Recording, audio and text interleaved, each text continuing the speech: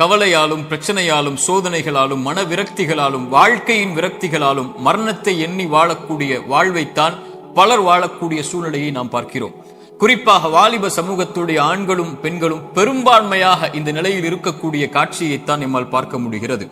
அல்லாஹுடைய தூதர் ஸல்லல்லாஹு அலைஹி வஸல்லம் இந்த காலம் மறுமை நெருங்கும் போது வரும் என்று சொன்னார்கள்.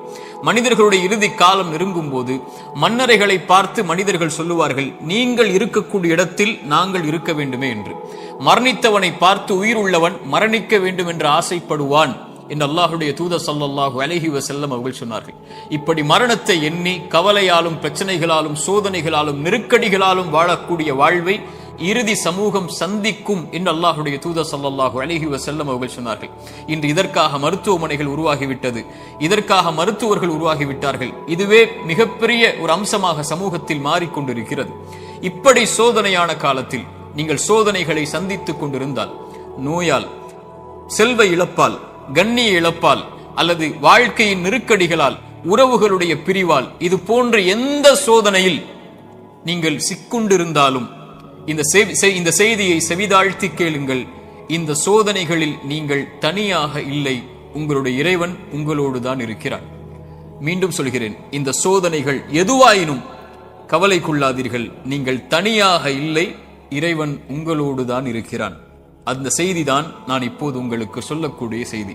குர்ஆன் சொல்லுகிறது, வநப்லூக்கும் பிஷ்ஷர்ரி வல் கைரி ஃபித்னா. அல்லாஹ் நலவிலும் தீயதிலும் சோதனைகளை கொடுப்பான்.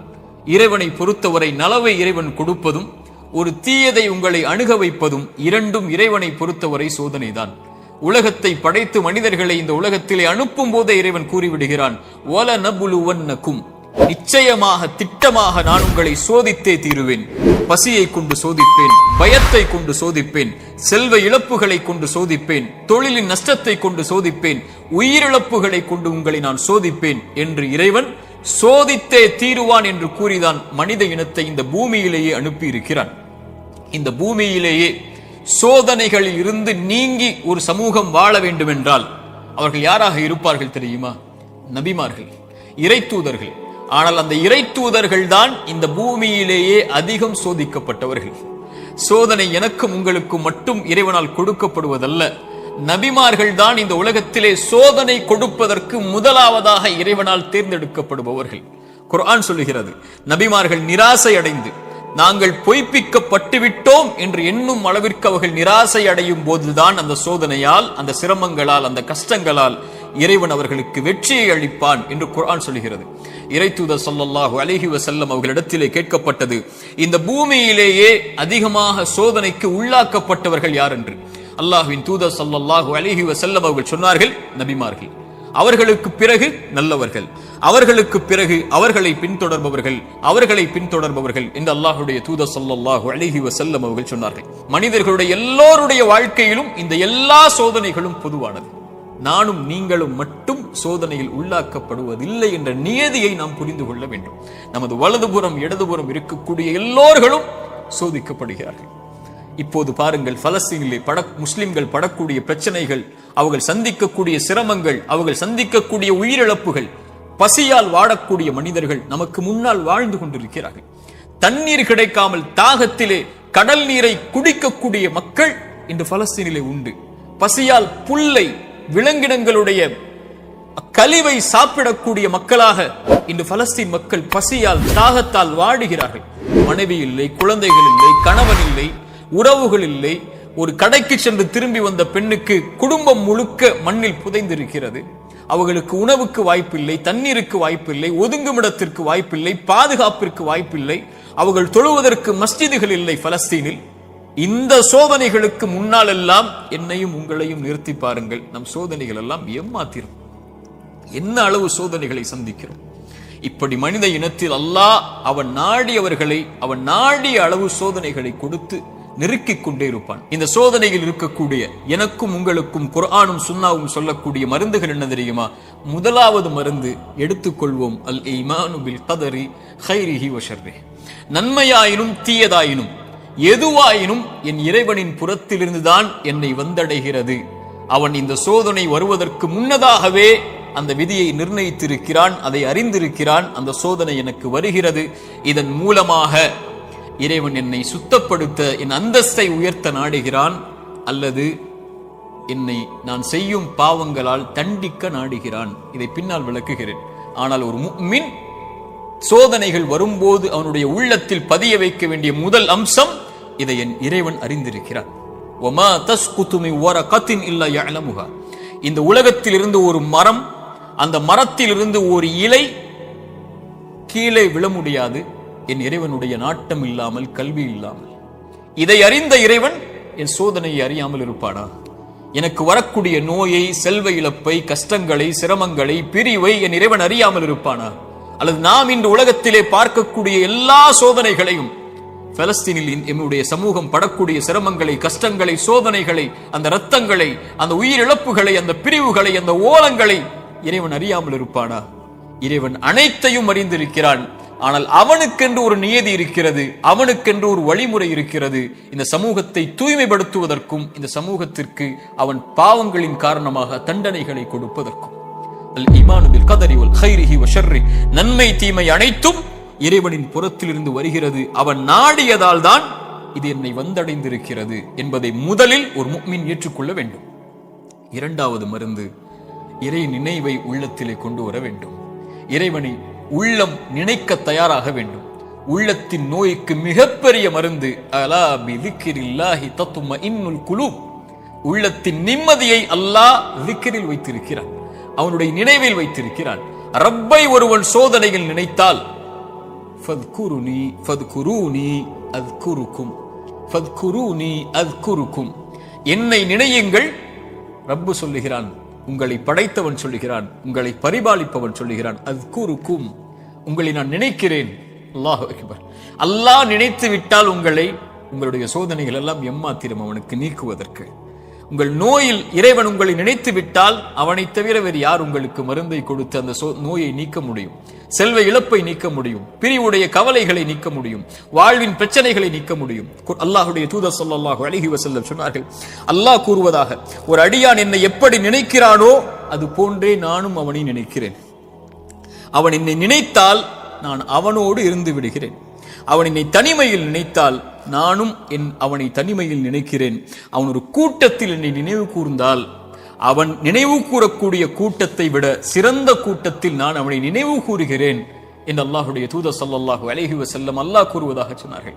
அவன் தனிமையில் அவன் நினைத்தால் என்னை, நான் அவனை தனிமையில் நினைக்கிறேன். என்னை நினைத்தால் நான் அவனோடு தான் இருக்கிறேன் என்று அல்லாஹ் கூறுகிறான்.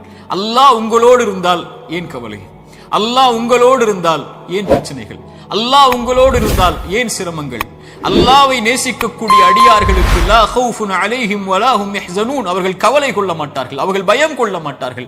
அவர்களுடைய உள்ளம் அல்லாஹ்வின் நினைவால் நிரம்பி இருக்கும் போது இறைவன் கொடுத்த கவலை, இறைவன் கொடுத்த சோதனை, அவன் எனக்கு ஒன்றை நாடுகிறான், இதில் நான் நலவை முயற்சி செய்து முன்னேறுகிறேன், என்ன சோதனையாயினும் அவன் எனக்கு நீக்குவான் என்ற நம்பிக்கையில் ஒரு முஃமின் முன்னேறுவான். ஒரு பாவி இறைவனை குறை கூறி பின்னால் வந்து விடுவான், இறைவனை மறந்து பின்னால் சென்று விடுவான், இறைவனை ஏசி அல்லது சபித்து நீ எல்லாம் இறைவனா என்று சோதனையில் அவனை தூற்றிவிட்டு பின்னால் வந்து விடுவான். ஒரு முஃமின் அவனை அதிகம் அதிகம் நினைவு கூறுவதற்கு தயாராகுவான். மூன்றாவது துஆ, அவனை அழைக்க வேண்டும், நினைத்த இறைவனை அழைக்க வேண்டும். அழைப்பதுதான் சோதனைகளை நீக்கும். கரம் ஏந்தி உங்களுடைய சோதனைகளை முறையிட்டு நீங்கள் அல்லாஹ்வை அழைக்காமல் சோதனை நீங்கும் என்று நினைப்பது பகலில் கனவு காண்பதுதான், நடக்கவே நடக்காது. இறைவனை அழைத்தால் தான் சோதனைகள் நீங்கும். நபிமார்கள் அழைத்தார்கள், நபி யூனுஸ் அழைத்தார்கள் அல்லாஹ்வை, லா இலாஹ இல்லா அன்த சுப்ஹானக் இன்னி குன்து மினல் ஸாலிமீன். உறவுகளை விட்டு நீங்கி, உலகத்தை விட்டு நீங்கி செய்த ஒரு சிறிய தவறால் மீன் வயிற்றில் அகப்பட்டு இருளில் கிடக்கக்கூடிய ஒரு நபி, அவர்களுக்கு தெரியும் இந்த இருளில் இருந்து யாரும் என்னை நீக்க முடியாது, என்னை விலக்கி கொண்டு வர முடியாது, மீன் வயிற்றுடைய இருள் சூழ்ந்திருக்கிறது. உங்களுடைய வாழ்க்கையும் இருளால் சூழப்பட்டிருந்தால் அல்லாஹ்வுடைய தூதர் சொன்னார்கள், யூனுஸ் அழைத்த அந்த பிரார்த்தனையை நீங்களும் அழையுங்கள், அல்லாஹ் உங்களையும் அந்த பிரச்சனையில் இருந்து நீக்குவான். லா இலாஹ இல்லா அன்த சுப்ஹானக், வணக்கத்துக்குரிய இறைவனை, உன்னை தவிர வணங்கத் தகுதியானவன் யாரும் இல்லை, நீ பரிசுத்தமானவன். இன்னி குன்து மினல் ஸாலிமீன், நான் அநீதம் செய்பவன் யா அல்லாஹ், அநீதத்திற்கு உள்ளானவன் யா அல்லாஹ், எனக்கு இந்த சோதனைகளை நீக்கு யா அல்லாஹ் என்று அவன் கேட்பான். அல்லாஹ் அந்த சோதனையை நீக்குவான். நான் செய்த பாவத்தால் எனக்கு இந்த சோதனை என்றால் இதோ விடுகிறேன் யா அல்லாஹ், நீக்கு யா அல்லாஹ். நபி யூனுஸ் அழைத்தார், அல்லாஹ் நீக்கிறான். நபி மூசா அழைத்தார், அல்லாஹ் நீக்கிறான். நபி இப்ராஹிம் அழைத்தார்கள், அல்லாஹ் நீக்கினான். நபி தாவூத் அழைத்தார்கள், அல்லாஹ் நீக்கினான். நபி நூஹ் அழைத்தார்கள், அல்லாஹ் நீக்கினான். நபி ஜக்கரியா அழைத்தார்கள், அல்லாஹ் நீக்கினான். நபி அய்யூப் அழைத்தார்கள், அல்லாஹ் நீக்கினான். முஹம்மது ரசூலுல்லாஹ் ஸல்லல்லாஹு அலைஹி வஸல்லம் அழைத்தார்கள், அல்லாஹ் நீக்கினான். நாம் அழைத்தோமா அல்லாஹ்வை? நாம் கேட்டோமா அல்லாஹ்விடத்தில்? நாம் முறையிட்டோமா, யா அல்லாஹ் இந்த சோதனையால் சிரமப்படுகிறேன், அவதிப்படுகிறேன், கஷ்டப்படுகிறேன், இன்னல் படுகிறேன், கண்ணீர் வடிக்கிறேன், எனக்கு இந்த சோதனையை நீக்கு யா அல்லாஹ். என் பாவத்தின் மூலமாக வந்திருந்தால் இதோ இந்த பாவங்களை விட்டு விலகி வருகிறேன் யா அல்லாஹ், என் கவலையை நீக்கு என்று கேட்டிருக்கிறோமா? அல்லாஹ்வுடைய தூதர் ஸல்லல்லாஹு அலைஹி வஸல்லம் ஒரு நபித்தோழரை பார்க்கிறார்கள். பள்ளியில் தொழுகை அல்லாத நேரத்தில் அவரை பார்த்து கேட்டார்கள், ஏன் தோழரே பள்ளிக்கு வந்திருக்கிறாய் இந்த நேரத்தில்? அவர் சொன்னார், யா ரசூலல்லாஹ், கடன், யா ரசூலல்லாஹ், கவலைகள், உள்ளம் நிரம்பி இருக்கிறது அல்லாஹ்வின் தூதரே. அல்லாஹ்வுடைய தூதர் ஸல்லல்லாஹு அலைஹி வஸல்லம் சொன்னார்கள், நான் உனக்கு ஒரு துஆவை சொல்லித் தருகிறேன், அதை நீ ஓதினால் அல்லாஹ் ரப்புல் ஆலமீன் உனக்கு இந்த சோதனைகளில் இருந்து வெளியேறக்கூடிய வாய்ப்பை அல்லாஹ் ரப்புல் ஆலமீன் உனக்கு தருவான். என்ன அல்லாஹ்வின் தூதரே அந்த பிரார்த்தனை? அல்லாஹும்ம இன்னி அஊது பிக மினல் ஹம்மி வல் ஹஸன், அல்லாஹும்ம இன்னி அஊது பிக மினல் ஹம்மி வல் ஹஸன். யா அல்லாஹ், என்னுடைய துக்கம், என்னுடைய எதிர்காலம் என்ன ஆகப் போகிறது? நான் எதை நோக்கி செல்ல போகிறேன்? என்னுடைய வருமானம் என்ன ஆகப் போகிறது? இவ்வளவு கஷ்ட இழப்புகளை சந்தித்து விட்டேனே, இனிமேல் என்ன ஆகப் போகிறது என்ற கவலையில் இருந்தால் யா அல்லாஹ் அந்த துக்கத்தை நீக்கு யா அல்லாஹ். எதிர்கால கவலைகளை பற்றிய கவலையை உள்ளத்திலிருந்து நீக்கு யா அல்லாஹ்.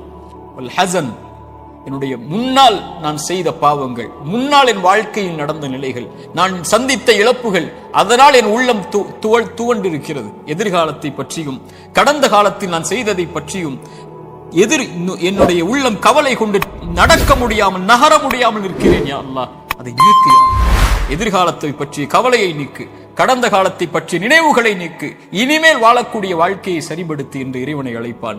அல்லாஹும்ம இன்னி அஊது பிக மினல் ஹம்மி வல் ஹஸன் வ அஊது பிக மினல் அஜ்ஸி வல் கஸல். யா அல்லாஹ், இயலாமை, என்னால் இனிமேல் என்ன செய்ய முடியும், என்ன இருக்கிறது என்னிடத்தில், எதை கொண்டு சொல்லுவேன் என்ற பயம், இயலாமை என்னிடத்தில் இருக்கிறது. யா அல்லாஹ், கசல், சோம்பேறித்தனத்தால் சோம்பலில் இருக்கிறேன், என்னால் முடியும் யா அல்லாஹ், ஆனால் எழ முடியவில்லை, என்னால் இந்த சோதனைகளை கடக்க முடியவில்லை, என்னிடத்திலே தைரியம் இல்லை யா அல்லாஹ், தைரியத்தை கொடு, அதை செய்து முடிக்கக்கூடிய உறுதியை கொடு. வஅஊது பிக மினல் அஜ்ஸி வல் கஸல் வஅஊது பிக மினல் ஜுப்னி வல் புகுல். யா அல்லாஹ், கஞ்சத்தனத்தை விட்டும், யா அல்லாஹ் கோழைத்தனத்தை விட்டும், யா அல்லாஹ் கடன் என்னை மிகைப்பதை விட்டும், மனிதர்கள் என்னை ஆக்கிரமிப்பதை விட்டும் என்னை பாதுகாத்து விடு யா அல்லாஹ். இந்த அல்லாஹ்வுடைய தூதர் ஸல்லல்லாஹு அலைஹி வஸல்லம் அந்த துஆவை அந்த தோழருக்கு கற்றுக் கொடுத்தார்கள். இதை ஓதக்கூடிய வழக்கம் உள்ளவர்களாக மாற வேண்டும். இப்படி அல்லாஹ்வை அழைக்கக்கூடிய முறையில் எல்லாம் இதா சஅலக இபாதி அன்னி ஃபஇன்னி கரீபுன் உஜீபு தஅவத தாஇ இதா தஆன். அழைப்பவர்கள் அழைத்தால் அந்த அழைப்பிற்கு இவன் பதில் கொடுக்காமல் இருப்பதில்லை. அல்லாஹ்வின் தூதர் சொன்னார்கள், ஒரு மனிதன், ஒரு முஃமின் அல்லாஹ்விடத்திலே கரம் ஏந்தி அவனுடைய கரம் அல்லாஹ் கொடுக்காமல் கீழே விழுந்தால் அவன் கேட்பதை இறைவன் வெட்கப்படுகிறான் என்று அல்லாஹ்வுடைய தூதர் ஸல்லல்லாஹு அலைஹி வஸல்லம் சொன்னார்கள். அல்லாஹ்வை அழையுங்கள்.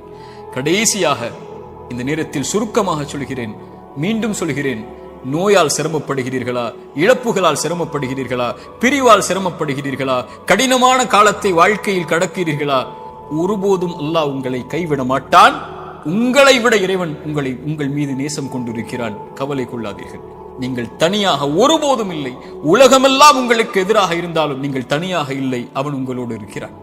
அவன் உங்களோடு இருந்தால், இந்த உலகத்தில் யார் உங்களோடு இல்லை என்றாலும், இந்த உலகமே உங்களை வெறுத்திருந்தாலும், உலகமே உங்களை புறக்கணித்தாலும் கவலை கொள்ளாதீர்கள். அது போதும் நமக்கு. இறைவன் உங்களோடு இருந்தால் அது போதும். உலகமெல்லாம் உங்களோடு இருந்து இறைவன் உங்களோடு இல்லை என்றால் அதைவிட நஷ்டம் இல்லை. உலகத்தில் எவரும் இல்லாமல் இறைவன் உங்களோடு இருந்தால் அதைவிட இன்பம் இல்லை. நபிமார்கள் உலகம் புறக்கணித்தது நபி நூஹை, ஆனால் நூஹோடு அல்லாஹ் இருந்தான். நபி தாவூதை உலகம் புறக்கணித்தது, அல்லாஹ் அவர்களோடு இருந்தான். நபி யூனுஸை உலகம் புறக்கணித்தது, அவர்கள் செய்த பாவத்திற்காக மன்னிப்பை கேட்டார்கள், அல்லாஹ் அதிலிருந்து அவர்களை பாதுகாத்தான். இப்ராஹீமை உலகம் புறக்கணித்தது, அல்லாஹ் அவர்களோடு இருந்தான். மூசாவை உலகம் புறக்கணித்தது, அல்லாஹ் அவர்களோடு இருந்தான். நபி அல்லாஹ்வின் தூதரையும் உலகம் புறக்கணித்தது, பெரும்பான்மை புறக்கணித்தது, அல்லாஹ் அவர்களோடு இருந்தான். லா தஹ்சன் இன்னல்லாஹ மஅனா. அல்லாஹ்வின் தூதர் அதனால்தான் சொன்னார்கள், கவலை கொள்ளாதீர், அல்லாஹ் நம்மோடு இருக்கிறான். அல்லாஹ்வின் தூதர் ஸல்லல்லாஹு அலைஹி வஸல்லம் ஒரு தாயை குறித்து சொன்னார்கள்.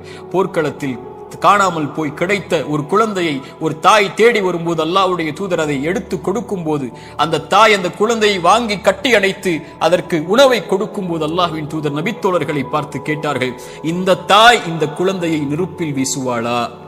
அந்த குழந்தை படக்கூடிய சிரமத்தை கஷ்டமாக உணர்ந்த அந்த தாய், தன் உயிர் போய் கிடைத்த வந்த மகிழ்ச்சியில் இந்த வாழக்கூடிய இந்த தாய் இந்த குழந்தையை நெருப்பில் வீசுவாளா? தன்னோடு வந்துவிட்ட அந்த குழந்தையை எப்படி நெருப்பில் வீசுவாள்?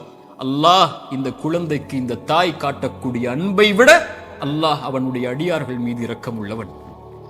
அல்லாஹ் அக்பர். ஒரு அறிஞர் அழகாக சொல்லுவார், யா அல்லாஹ், அல்லாஹ்வை அழைத்து சொல்லுவார், யா அல்லாஹ், என் தாயை விட என் மீது இரக்கம் காட்டக்கூடியவன் நீ.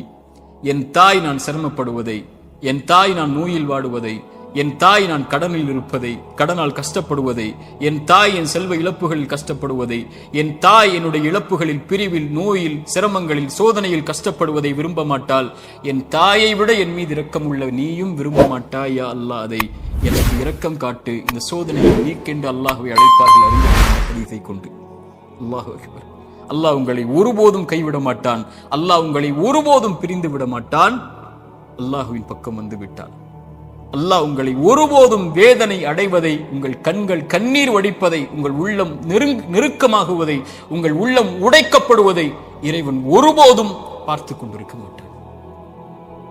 ஆனால் கடைசியாக சோதனைகள் இறைவனின் புறத்திலிருந்து வருகிறது. ஆம், ஆனால் ஒருவருக்கு சோதனை நன்மையாக வரும், ஒருவருக்கு சோதனை தண்டனையாக வரும்.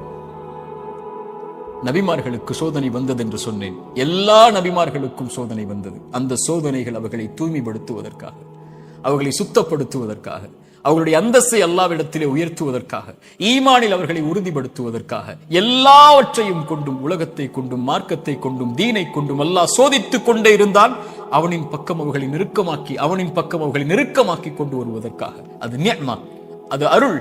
அந்த சோதனை அருள். அல்லாஹ்வுடைய தூதர் ஸல்லல்லாஹு அலைஹி வஸல்லம் அவர்கள் சொன்னார்கள், உலகத்தில் அதிகமாக சோதிக்கப்பட்டவர்கள் யார் என்று கேட்கும் போது நபிமார்கள், அவர்களுக்கு பின்னால் வந்தவர்கள், அவர்களுக்கு பின்னால் வந்தவர்கள் என்று சொல்லிவிட்டு சொன்னார்கள், அல்லாஹ் ஒரு மனிதனுடைய மார்க்கத்திற்கு ஏற்ப அவனை சோதிப்பான். யா அல்லாஹ், அவனுடைய மார்க்கம் நிலையாக உறுதியாக இருந்தால் அந்த உறுதியோடு, அந்த நிலையோடு சோதனையும் உறுதியாகும். யா அல்லாஹ். மேலும் சொன்னார்கள், அவனுடைய மார்க்கம் எளிதாக இருந்தால் சோதனையும் அவனுக்கு எளிதாகும். ஆனால் இறைவன் நாடக்கூடிய அடியார்களை இறைவன் சோதனைகளை கொண்டு, சிரமங்களை கொண்டு நெருக்கமாக்கி கொண்டே இருப்பான், இந்த பூமியில் அவன் பாவம் இல்லாதவனாக நடக்கும் வரை. யா அல்லாஹ், இந்த ஹதீஸை எப்படி விவரிப்பது இந்த சிறிய நேரத்தில்? இன்ஷா அல்லாஹ் வாய்ப்புகள் வரும்போது இந்த ஹதீஸை விவரிக்கிறேன். அல்லாஹ் சோதனைகளை கொண்டு ஒரு மனிதனை பக்குவப்படுத்துவான், நிலைப்படுத்துவான், முன்னேற்றுவான். அவனுக்கு அடுத்த கட்டத்தை நோக்கி அவனுடைய வாழ்வை நகர்த்துவான். அவன் அதன் மீது நம்பிக்கை கொண்டிருப்பான். நலவு வந்தால் அல்ஹம்துலில்லாஹ், சோதனை வந்தாலும் அல்ஹம்துலில்லாஹ், அல்லாஹ்வை புகழ்வான், அல்லாஹ்விடத்திலே உதவி தேடுவான். இவன் முஃமின். ஆனால் பாவி, இறைவன் சோதனையை கொடுத்தால் அல்லாஹ்வை விட்டு விலகுவான், சோதனையை கொடுத்தால் பாவங்களை நோக்கி செல்லுவான், சோதனையை கொடுத்தால் இறைவனை மறந்து விடுவான். அது நலவின் சோதனையாக இருந்தாலும் பாவத்தின் சோதனையாக இருந்தாலும். இந்த குர்ஆனின் எச்சரிக்கை மிக்க இந்த வசனத்தை கேளுங்கள். ஃபலம்மா நஸூ மா துக்கிரு பிஹி, எம் நினைவை விட்டு நீங்கள் மறந்து வாழும் போது, ஃபதஹ்னா அலைஹிம் அபுவாப குல்லி ஷை, வானத்தின் கதவுகள் எல்லாம் திறக்கப்படும், என்ன வேண்டுமோ கிடைக்கும். ஹத்தா இதா ஃபரிஹு மா ஊது, அல்லாஹ் கொடுத்ததை கொண்டு அவர்கள் நிம்மதியோடு வாழ்ந்து கொண்டிருக்கும் போது, அது சோதனை என்று அறியாத அந்த பாவிகளுக்கு அஹத்னாஹும் பக்ததன், திடீரென்று அல்லாஹ் பிடித்து அவர்களை நஷ்டவாளிகளாக மாற்றி விடுவான். அல்லாஹ்வின் தூதர் ஸல்லல்லாஹு அலைஹி வஸல்லம் சொன்னார்கள், அடியானுக்கு அல்லாஹ் ஒரு சோதனையை இந்த உலகத்திலே விரைவுபடுத்துகிறான் என்றால் அவனுக்கு அல்லாஹ் ரப்புல் ஆலமீன் நலவை நாடுகிறான்.